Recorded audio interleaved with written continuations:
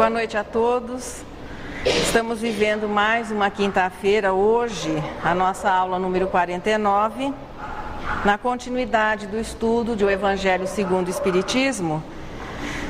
Hoje o capítulo número 7, um capítulo assim até não muito extenso, são 13 parágrafos, ilustrados pelos textos de Mateus e um texto de Lucas. E nas instruções dos Espíritos, acredito que os companheiros, todos nós, encontramos uma mensagem dirigida especialmente a cada um de nós. Acredito que todo mundo se enquadrou em receber uma mensagem acerca da missão do homem inteligente aqui no planeta Terra. Porque a maioria de nós nos consideramos assim inteligentes. E quem sabe se até o final do Evangelho nós vamos encontrar a cartinha para o homem bom. Para o homem inteligente nós já encontramos. Bem-aventurados os pobres de espírito, porque deles é o reino dos céus. Se nós começarmos agora nessa sequência dessas frases retiradas do Sermão do Monte, esse trecho conhecido como as bem-aventuranças, se nós começarmos assim a seguir as sugestões que ali são colocadas, é possível traçarmos o perfil do homem de bem, o perfil moral do homem de bem, que é exatamente aquele que conquista o direito de ir para o céu. Parece que, pelo que nós já vimos nos capítulos anteriores, é aquele que diante das aflições passa a ter um comportamento resignado. Aqui é realçada a pobreza de espírito. Mais adiante nós vamos ver os outros traços. Então é importante que ele seja pacífico, misericordioso, puro de coração, que ame ao próximo e que comece a estender esse amor ao inimigo. Quem se habilita? Bom, mas ao que tudo indica, são as sugestões para que o espírito imperfeito, que ainda somos nós, conquiste o direito de alcançar a bem-aventurança, a felicidade eterna. Já que esse é o caminho, vamos começando hoje no assunto pobreza de espírito, já que a resignação foi o tema do nosso estudo anterior. Diante das aflições, dá até para fazer um slogan: contra a aflição, use resignação. Fica até soa musical, harmonioso, dá para decorar. Na hora da aflição, é lembrar da resignação, que em momento nenhum é a pessoa acomodar-se à situação, mas sempre procurar o melhor ângulo, uma outra maneira de encarar, uma outra maneira de reagir. É continuarmos a luta, mas sem a revolta. A pobreza de espírito, se nós formos procurar o significado dessas palavras hoje, elas passaram a significar falta de inteligência, realmente assim um indivíduo considerado obtuso, que possivelmente tem um QI inferior. Mas parece que não é bem dessa maneira, não é com esse sentido diretamente que Jesus fez essa afirmação, que os pobres de espíritos alcançariam o reino dos céus. Existem palavras, existem expressões que no decorrer dos tempos elas vão se modificando e muitas vezes tomando um outro sentido. O sentido com que Jesus aplicou aqui a essas palavras é a ausência do orgulho, ou seja, o cultivo da humildade, a presença da humildade, que vai sendo colocada depois da resignação como a próxima conquista a quem pretenda começar um trabalho muito sério, muito austero de vencer as suas imperfeições. Existia uma historinha para criança, existe ainda, a festa no céu, que foram convidados apenas os seres alados e o sapo fez questão de ir e acabou pegando uma caroninha num violão, não sei de quem. Então aquela situação que o sapo ainda não tinha condições de ir para o céu, porque era um bicho que tinha a boca muito grande, falava muito, então realmente ela tinha uma dificuldade, não era o momento ainda dele ir para o céu. É o caso do orgulhoso. Ainda enquanto o orgulho for uma característica na nossa personalidade, na nossa maneira de ser, nós estaremos muito distanciados das condições que nos permitam alcançar a perfeição. O probleminha é que as religiões esperavam ou informam que o indivíduo tem que, numa existência só, vencer todas as suas imperfeições para habilitar-se a ir para o céu, ou então a condenação eterna. O que a doutrina espírita vem nos oferecendo é que nós dispomos do tempo que quisermos, porque existe um programa a ser desenvolvido, mas o tempo é por conta do nosso livre-arbítrio. Portanto, nós podemos usar o tempo que nós quisermos da nossa eternidade de espírito para atingir aquele coeficiente que nos habilite, que nos classifique como espírito puro. Durante essa jornada é que o orgulho e os outros sentimentos inferiores vão sendo diluídos, vão sendo sublimados. Os sentimentos vão se purificando e chega um momento em que eles se fixam na virtude, que é quando realmente aquilo passa a ser uma conquista. Primeiro passo: enquanto nós não vencemos as nossas imperfeições, nós vamos convivendo com as aflições. Nós vimos no estudo anterior que a causa das nossas aflições é exatamente ainda as imperfeições que fazem parte da nossa natureza. A sugestão de Jesus é a resignação. O segundo passo agora é começar a trabalhar este sentimento que nós chamamos de orgulho. Por que ele vem colocado aqui em segundo lugar? Porque o orgulho nos impede de reconhecer as imperfeições que existem em nós, e até nos impedem de reconhecer a presença, as necessidades, a competência, a superioridade dos outros, até a superioridade de Deus. Por isso que a conquista da humildade com relação à sublimação do orgulho é tão importante como a resignação ante as aflições.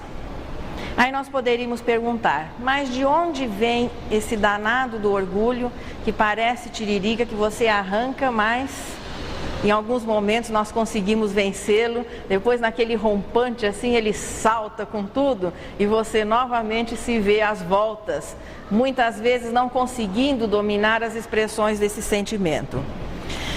O orgulho é o resíduo da situação anterior à humanização. Quando princípio inteligente, vivendo as experiências nos reinos mais simples da natureza, principalmente naquelas onde a disputa, onde o ser tem que batalhar de uma maneira direta pela vida, ele tem que competir, ele tem que ser o mais forte, porque dentre as espécies é aquele que sobrevive, é aquele que vai transmitir características especiais, que vai garantir a sua descendência.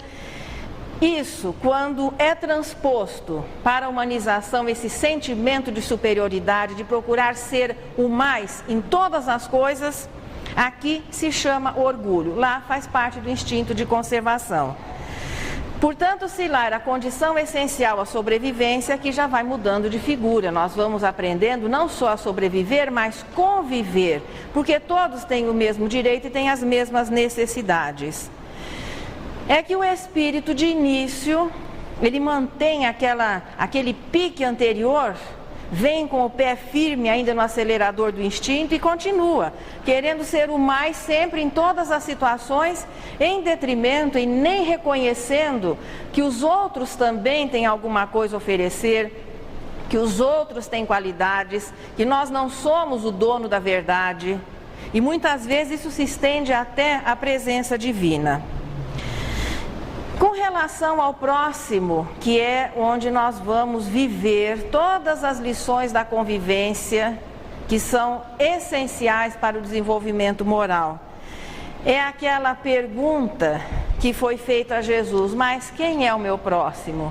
Porque o orgulhoso sempre com o narizinho para cima, claro que no sentido figurado, ele não consegue enxergar o próximo, que ele coloca sempre abaixo. Portanto, o orgulho nos impede, claro, de reconhecer as nossas dificuldades, as nossas imperfeições, e enquanto isso não é resolvido, nós não conseguimos nos modificar. Porque quem não reconhece que tem uma dificuldade, que tem uma necessidade, que existe uma imperfeição, como é que ele vai se preocupar em tentar mudar aquele estado de coisas? Veja, impede até reconhecer a existência, a superioridade de Deus e o respeito a Deus. É exatamente por isso que as 3 revelações, elas começam com o assunto Deus. No Decálogo, os 2 primeiros parágrafos falam acerca de Deus. Na síntese do cristianismo, é o amor a Deus em primeiro lugar, porque depois sim nós vamos compreender por que é que devemos amar ao próximo. E na codificação espírita, é a primeira pergunta que é apresentada no Livro dos Espíritos, que é Deus. Jesus, como todo mestre, como todo professor, ele tinha alguns pequenos problemas a resolver com relação aos os seus companheiros, os seus discípulos. Nesse trechinho aqui, foram selecionados textos onde fica definida a humildade, onde fica bem caracterizado o que é o orgulho e como é que nós vamos administrar o nosso reconhecimento, a necessidade da humildade e conviver em um meio adverso, já que ainda o orgulho faz parte das características da humanidade. Jesus tinha que, portanto, despertar as almas naturalmente orgulhosas para a importância da humildade. Isso, de uma certa maneira, se o indivíduo não sabe o que é alguma coisa, como é que ele vai se interessar por aquilo? Aí ele usa um recurso. Ele promete o céu, que todo mundo mais ou menos sabia o que era, mesmo sem um conceito mais correto ou mais aprofundado. O inferno eram os castigos, o céu eram as recompensas, as coisas boas. E cada um entendia do jeito que conseguisse, mas ninguém se enganava que ir para o céu devia ser alguma coisa muito boa, mesmo àquela época em que a visão do futuro era alguma coisa ainda muito infantil. Jesus, portanto, promete o céu, o reino do céu como recompensa para quem conseguir ser apenas uma coisa muito simples, ser humilde. A humildade, portanto, fica colocada como um dos elementos no passaporte para quem quisesse ir para o céu. O que é ser humilde? Esse era o probleminha que Jesus teria naquele momento que ensinar, exemplificar para que as pessoas pudessem entender o que é que elas deveriam fazer para conseguir desenvolver, veja, aquela condição e ir para o céu. Possivelmente, ainda nós nos entreolhamos diante da pergunta, mas o que é ser humilde? Porque enquanto a humildade não é pelo menos conhecida, não existe registro.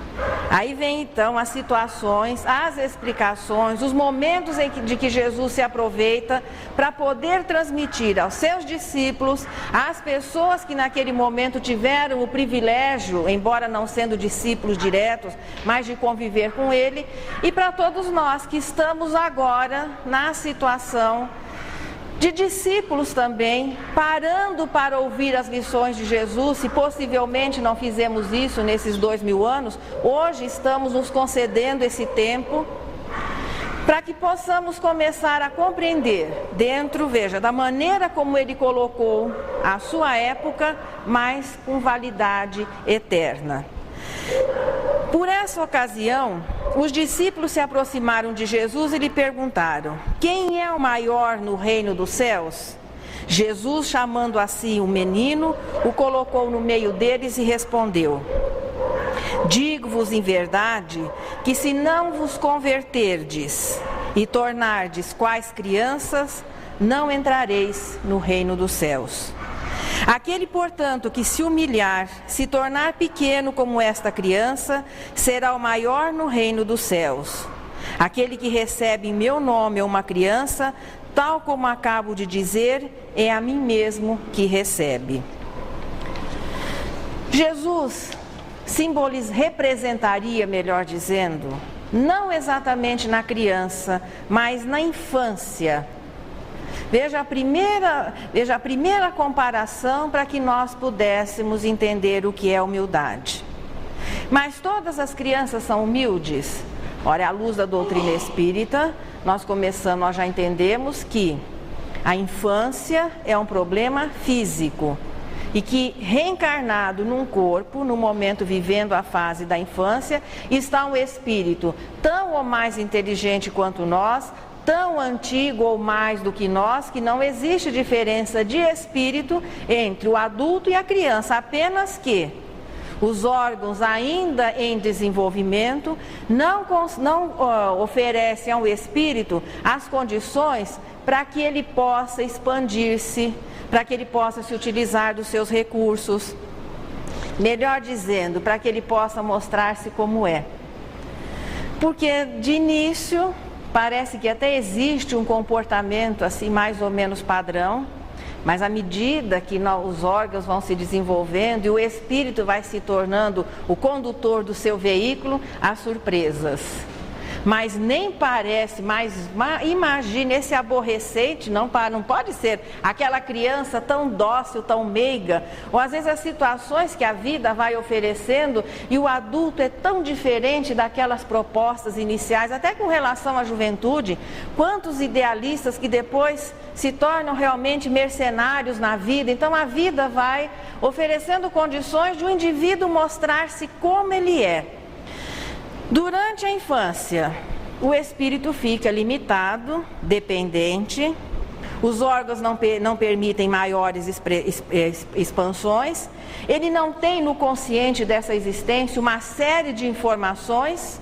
Portanto, a infância oferece algumas características semelhantes àquilo que é a característica do espírito humilde já por consciência. De uma certa maneira, a infância é um processo físico para que o espírito fique relativamente humilhado, entre aspas, para que ele possa receber a instrução, para que ele possa entender os bons exemplos. Então é naquela limitação que ele vai estar como um campo preparado, aberto para poder ser informado, ser reeducado. As características da infância é a simplicidade, um natural desinteresse, a ausência de preconceitos, a espontaneidade. Isso faz, veja, com que a criança não tenha os mesmos valores que nós damos às coisas. Eles não enxergam a vida inicialmente como nós, já mais experientes, a enxergamos. Se nós vamos oferecer para a criança uma joia valiosa e um brinquedo, possivelmente ela vai escolher o brinquedo. Há 99% de chances dela escolher o brinquedo. Nós não nos enganaríamos diante de uma escolha dessa. Portanto, uma das características da humildade é a ausência de interesse pessoal. Isso é bom a gente ir guardando assim no bolsinho da algibeira, porque na hora, veja, e se vai se formando o automatismo, na hora em que nós vamos tomar uma atitude, mas qual seria a atitude agora? Olha, a humildade, ainda que de caso pensado, porque de início tudo é treinado. O pique natural é você ser o melhor, procurar o melhor para si e chegar adiante de todos. A humildade contraria essa tendência natural. Portanto, a ausência de interesse já é uma das características da humildade. Ocorre que nós não somos crianças como os discípulos também naquele momento não eram, e as pessoas que ouviam as palavras de Jesus também não eram. E nós temos assim condições de diferenciar e muitas vezes saber escolher exatamente aquilo que nos interessa. Como é que nós vamos aplicar essa ausência de interesse no nosso dia a dia? Aí vem uma outra cena, quando uma senhora, uma senhora assim inteligente, interessante para a sua época, avançada para a sua época, era a esposa de Zebedeu.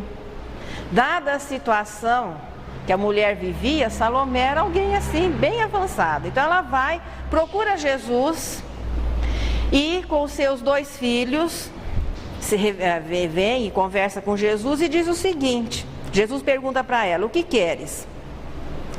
Ela, representando as boas intenções, a típica mãe terrestre. Manda, disse ela, que estes meus 2 filhos tenham assento no teu reino, um à tua direita, outro à tua esquerda. Porque Jesus vinha dizendo que iria formar um novo reino, que estava representando Deus e que viria formar. E o pessoal, a maioria entendeu ao pé da letra. Eles já tinham problemas, estavam agora sob o domínio romano. O rei se mantinha no trono para os judeus à custa de negociações. Quem sabe Jesus era um novo líder que iria levantar o povo e resolver todos aqueles problemas. E Salomé, claro, o que ela vai pedir? Que os seus filhos tivessem um lugar de destaque nesse novo reino. Jesus dá uma olhadinha assim, eu fico imaginando o olhar de Jesus diante dessas situações. Era a sabedoria e o amor. Claro que ele compreendeu as intenções louváveis daquela senhora, que queria o melhor para os seus filhos, mas que não sabia, mas nem de longe, o que ela estava pedindo. E ele diz o seguinte: não sabes o que pedes. Podeis, aí dirige-se aos rapazes, podeis vós ambos beber o cálice que eu vou beber? Eles responderam: podemos, com todo o entusiasmo da juventude. Eles nem sabiam o que tinha dentro do cálice. Podemos, tudo certo. Jesus replica: é certo que bebereis o cálice que eu vou beber, mas pelo que respeita a vos sentardes à minha direita ou à minha esquerda, não me cabe a mim vô-lo conceder. Isso será para aqueles a quem meu Pai o tem preparado.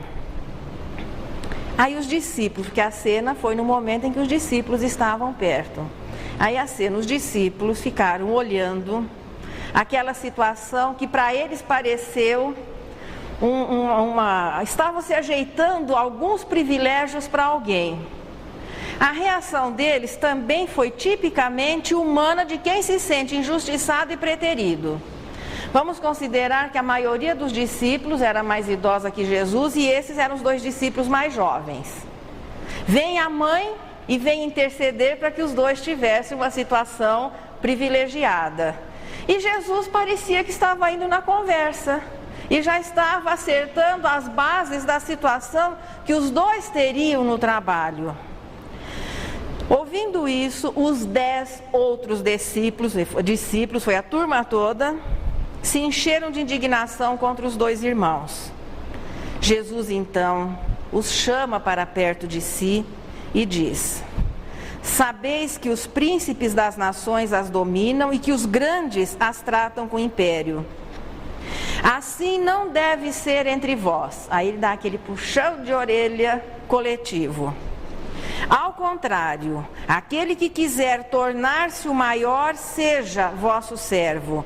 E aquele que quiser ser o primeiro entre vós, seja vosso escravo. Do mesmo modo que o Filho do Homem não veio para ser servido, mas para servir e dar a vida pela redenção de muitos. Os discípulos, portanto, tanto Salomé quanto os jovens, quanto os discípulos, representantes assim normais da humanidade terrestre. Jesus não perde a oportunidade. Veja, os Espíritos selecionaram esses trechos para ilustrar o bem-aventurados, os pobres de espírito, porque aqui vem uma outra característica da humildade. A primeira qual que foi mesmo? Como? Salvou. Ele anotou, salvou a classe. Ele é o secretário da quinta-feira. Salvou a classe. Ausência de interesse pessoal. A segunda, aprender a servir. E Jesus coloca para eles que lutar por cargos e honrarias são atitudes comuns entre os povos e os impérios. Isso é normal, veja, é o comportamento normal de uma humanidade, veja, agora dentro da nossa análise, 2000 anos depois, de uma humanidade tipicamente orgulhosa, ou melhor dizendo, naturalmente orgulhosa, em função, veja, da fase evolutiva que nós estamos vivendo. O cristão é que vive um pouquinho mais, ou que compreendendo mais já sabe que tem o dever de viver adiantado ao seu tempo. O cristão vai disputar um direito que a maioria ainda não se preocupa em disputar. O direito de ser escravo, porque quem serve é o escravo, dentro daquela linha de raciocínio. Se os impérios disputam as posições, o cristão é aquele que não vai disputar a posição, mas ele vai disputar o privilégio de servir. E Jesus se coloca como exemplo, como ele estava fazendo. Afinal de contas, o que é que Jesus veio fazer no planeta Terra? Com relação ao planeta Terra, é o governador espiritual do nosso planeta. Digamos, o cargo mais alto aqui no planeta Terra é ocupado por ele. Não estamos dizendo que não existam no universo outros espíritos na mesma faixa que Jesus, vivendo, veja, trabalhando, participando diretamente da administração divina com relação ao planeta Terra. Assume uma encarnação há 2000 anos da nossa época, quando a humanidade vivia ainda o primitivismo, ainda vivemos muito disso hoje, em meio a um grupo que de maneira nenhuma se lhe igualava, veio na situação de mestre, sim, já arrumou um privilégiozinho. Quem é que disse que ser mestre é privilégio com relação ao trabalho? Porque o professor é aquele que já aprendeu as lições, viveu as experiências e vai procurar despertar os que estão acomodados no desconhecimento para que eles se movimentem, para que eles cresçam, para que eles nasça dentro deles a vontade de aprender.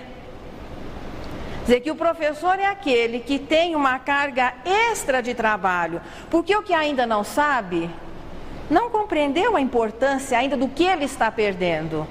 Então Jesus veio numa situação de servir mesmo. Ele tinha noção exata do que ele estava fazendo aqui, do que havia sido a terra antes, do que se espera dessa humanidade. Nós ainda não sabemos aquilo que no momento Jesus já tinha um conhecimento absoluto. Portanto, ele estava ali procurando cativar o orgulho, sensibilizar a ignorância, convivendo no dia a dia, vivendo de uma maneira desconfortável, uma época sem recursos, andando a pé nas areias quentes, passando sede muitas vezes, cansaço, veja o desconforto normal do trabalhador. Então o que ele coloca é o que eu estou fazendo. Ele não tinha necessidade nenhuma, como espírito, veja, para o seu currículo, de estar vivendo todos aqueles lances pelo que ele passou naquela existência, mas sim a disposição natural de servir, de auxiliar, de promover o crescimento da humanidade terrestre. Para que ainda não restasse nenhuma dúvida, Jesus ainda veio demonstrar de como a ausência de interesse, qual que é a outra característica mesmo? A segunda, espírito de serviço, servir, tem que ser, veja, desenvolvido, vivido, mas de maneira natural.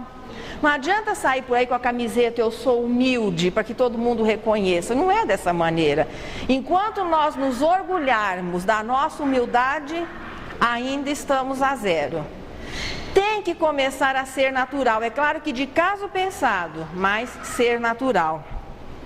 Aí vem a outra situação que foi selecionada aqui, onde é dado um realce à humildade, para que juntando, veja, todos esses 3 exemplos neste capítulo, de uma forma assim didática, de fácil compreensão, nós tivéssemos um referencial do que é a humildade. Um certo sábado, Jesus foi à casa de um dos principais fariseus para fazer a sua refeição. Os que lá estavam o observaram. Ele, notando que os convidados escolhiam os primeiros lugares, propôs uma parábola. Resolveu, então, daquela situação, ainda se vive muito disso hoje, né? Todo mundo chega que é o melhor lugar, aquele onde fique mais, sem se preocupar se ele tem direito ou não, é aquela situação de querer o melhor para si.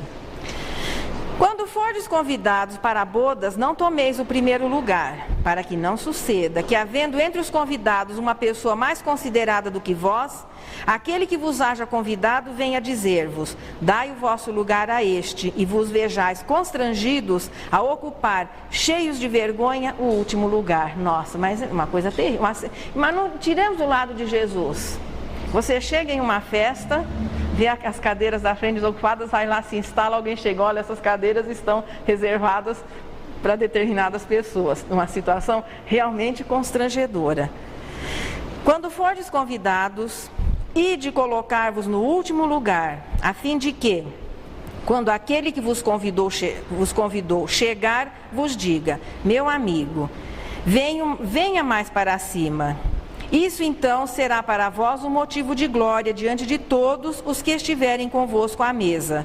Porquanto todo aquele que se eleva será rebaixado, e todo aquele que se abaixa será elevado. Aliás, diga-se de passagem, atitudes orgulhosas, elas são deselegantes aqui mesmo na vida do dia a dia. Embora sejamos uma humanidade que ainda o orgulho faz parte da nossa natureza, mas é deselegante você que de repente se atirar às coisas. Então já existe um reconhecimento, já faz parte até das regras de etiqueta que o indivíduo tem que administrar, domar aquele impulso ainda primitivo de atacar e querer ser o primeiro e tirar todas as vantagens. A situação natural do orgulhoso é vangloriar-se e colocar-se sempre em evidência, não esperando que os outros lhe reconheçam os méritos. Até que chega o momento que o Senhor, a vida, as aflições, para quem invigilantemente se sentou no lugar do convidado principal e é constrangido a deixá-lo, veja que o retorno, passar no salão cheio, assim, com todo mundo olhando, é uma aflição. Veja, isso se aplica à vida de relação e também com relação ao espírito.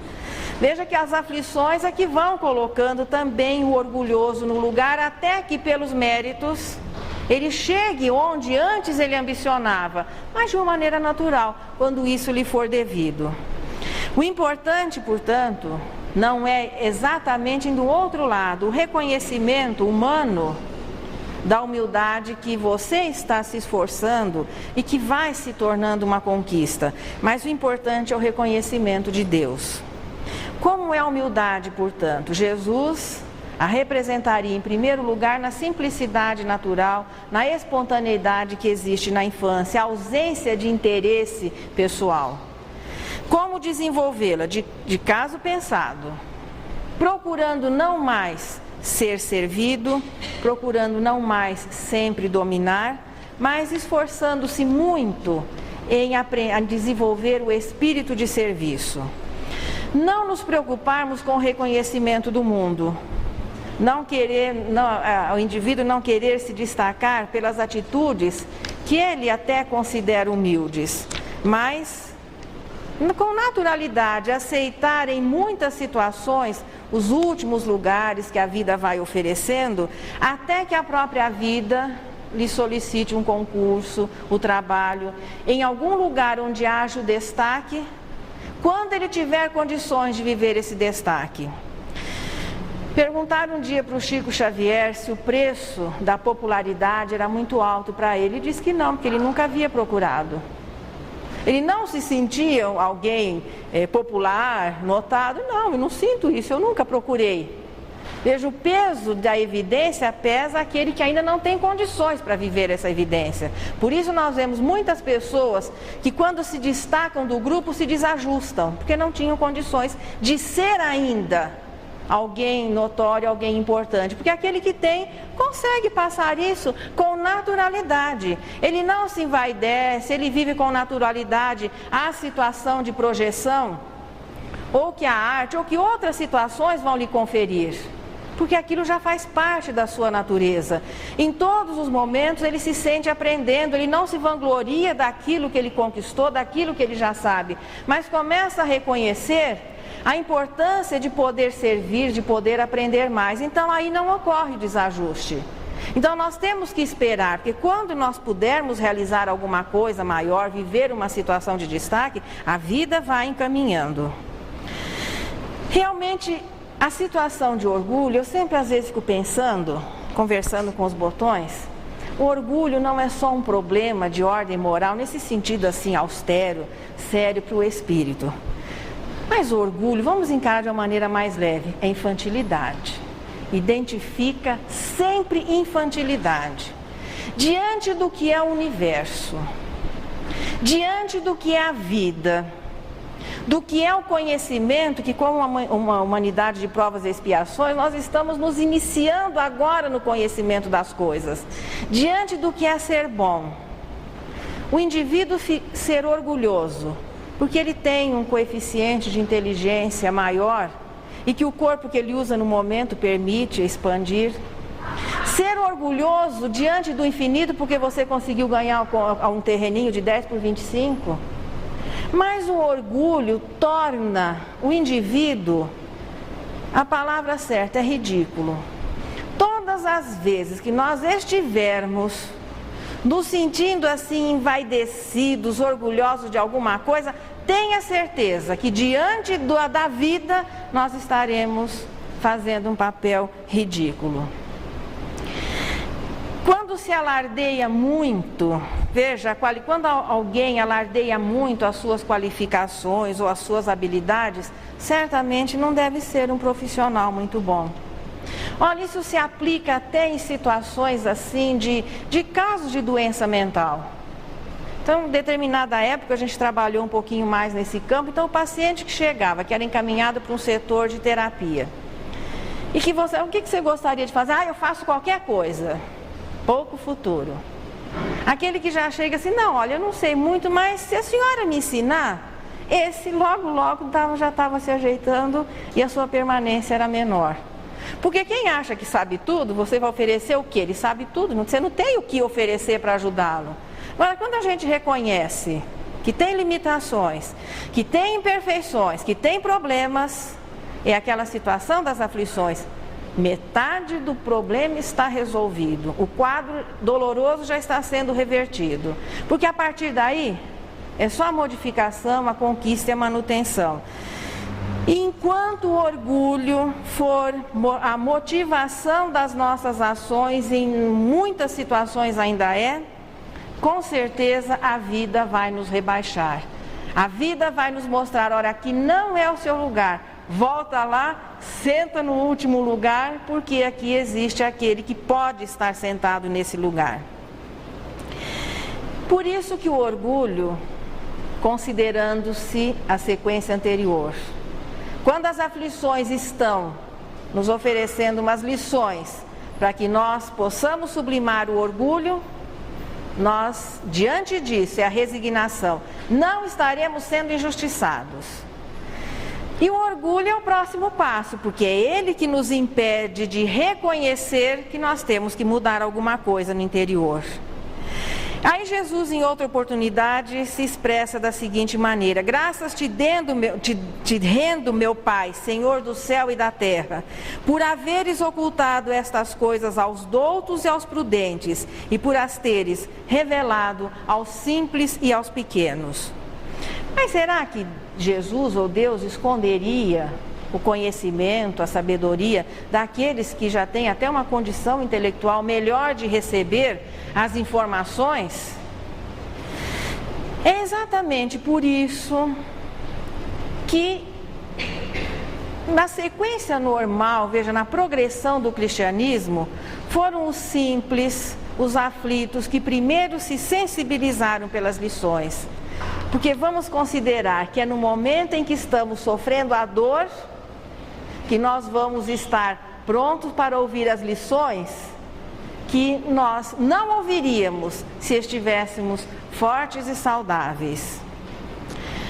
O orgulho está sempre preocupado ou levando o espírito a preocupar-se em disputar os valores temporários terrestres. A bem da verdade, o orgulho faz com que nós nos esforcemos. Vejam, e é uma luta grande por palmo a palmo das conquistas humanas, sem maiores preocupações com relação às coisas de ordem divina ou aquilo que é realidade para o espírito. O homem humilde é que começa a se tornar sábio, é por isso que tem a lição encaixada neste capítulo, a missão do homem inteligente na terra. Porque o homem inteligente ainda precisa que alguém o desperte, o oriente, a maneira como ele vai usar a sua inteligência. O homem bom não precisa que ninguém lhe diga o que ele deva fazer, ele sempre sabe.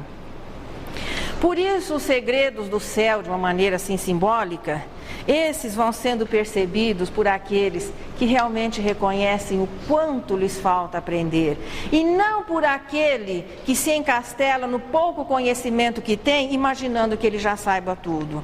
Jesus procurou, ao início do seu trabalho, quando tinha por volta dos 14 anos, ele se dirigiu em primeiro lugar a quem? Aos doutores da lei. Ele teve uma entrevista, um encontro com as pessoas que seriam as melhor preparadas para ouvir, conheciam todos os textos dos profetas antigos, haviam recebido a melhor educação que se podia ter à época. Jesus chega e lhes oferece o quê? A filosofia do cristianismo. Aguarda 16 anos, não houve nenhum interesse.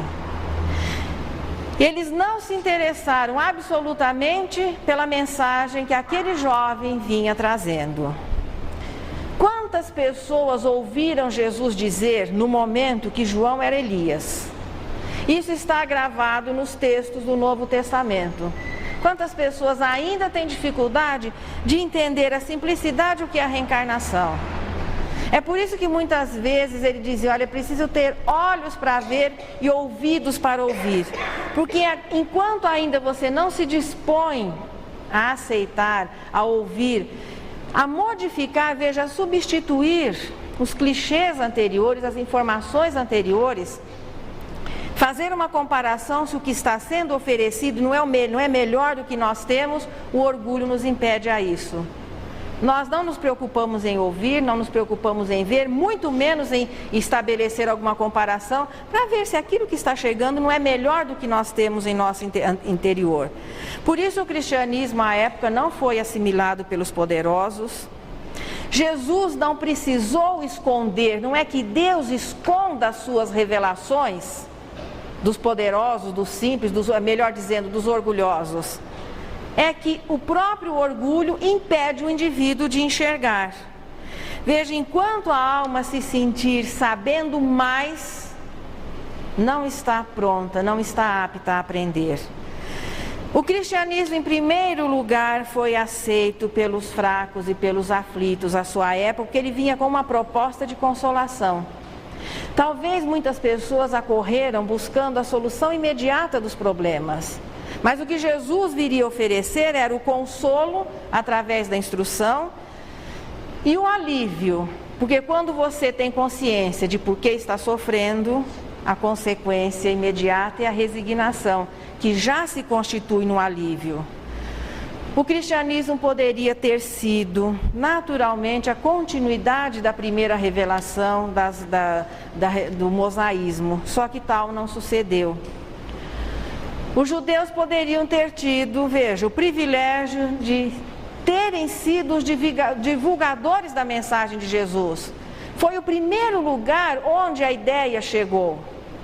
Também não o fizeram. O povo romano perdeu a oportunidade de ter assumido com sinceridade, com dignidade, a divulgação do cristianismo. Ao invés de levar as ideias de Jesus, o interesse pessoal passa adiante e as pessoas levam as suas ideias e os princípios do cristianismo vão sendo distorcidos e a mensagem acaba se perdendo.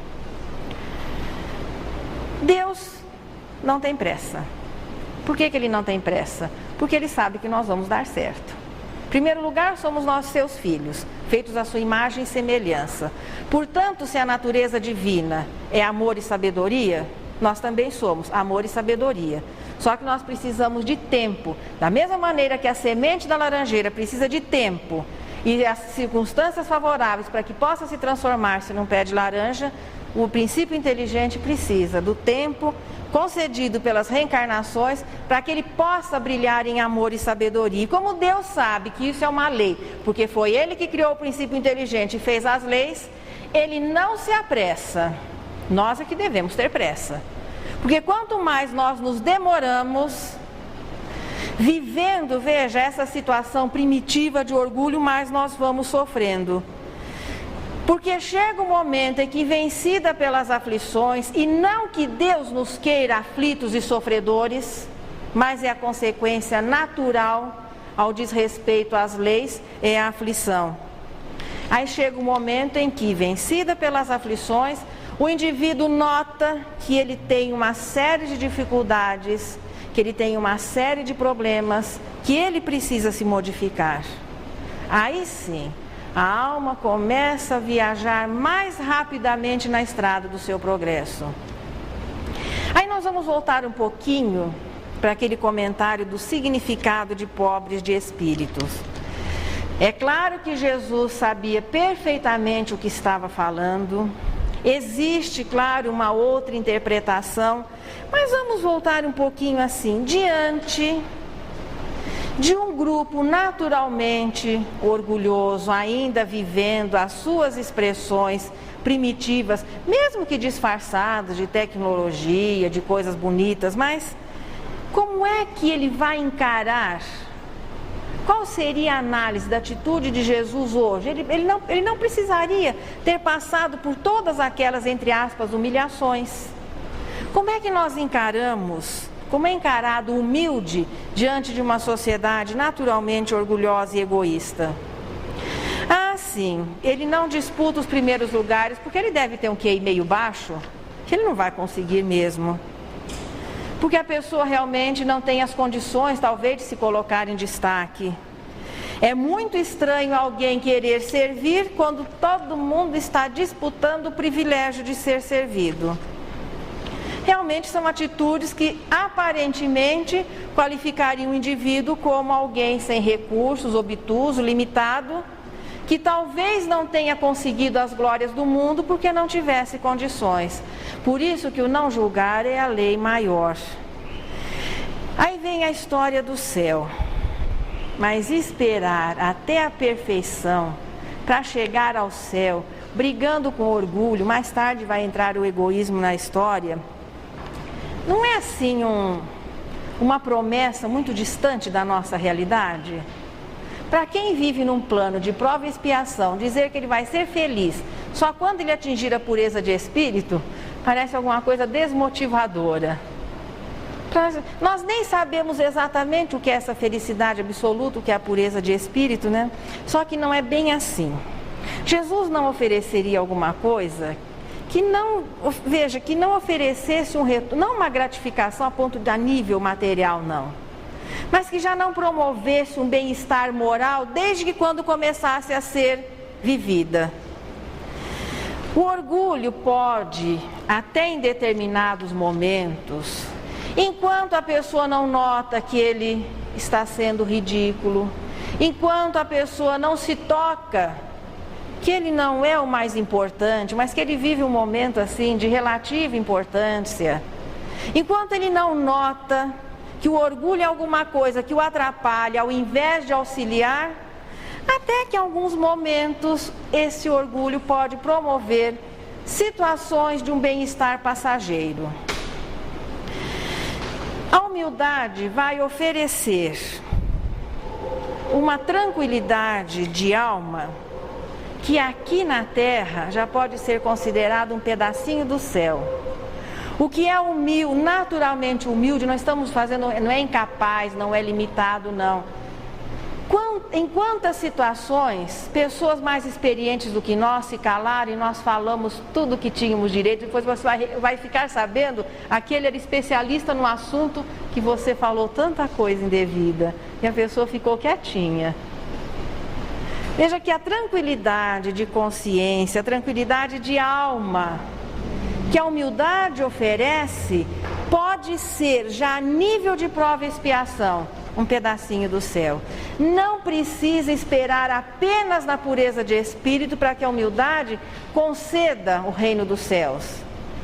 Todos os sentimentos nobres, elevados, já vão oferecendo situações de consciência tranquila, de felicidade, e que a nível de prova e expiação já é viver um pedacinho de céu dentro de nós.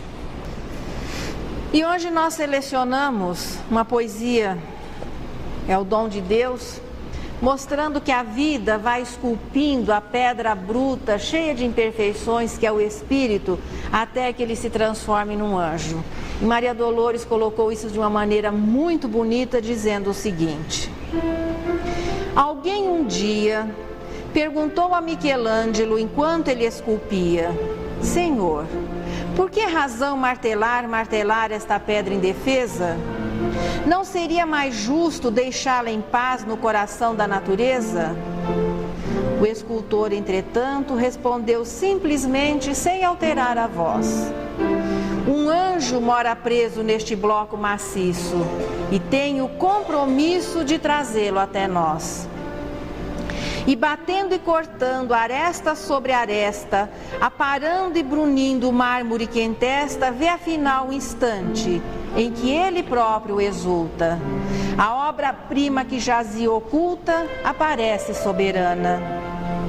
É um anjo que sorri quase que em filigrana, uma pedra por fim que se transforma com prodígios de forma em requinte de luz e de beleza humana. Assim também, alma querida, quando a dor te ameace ou amarfanhe a vida, não grites maldições, nem fabrique labéus. A prova é a força que te aperfeiçoa. A dor nasce de Deus por dom profundo, que te arranca do mundo para brilhar nos céus.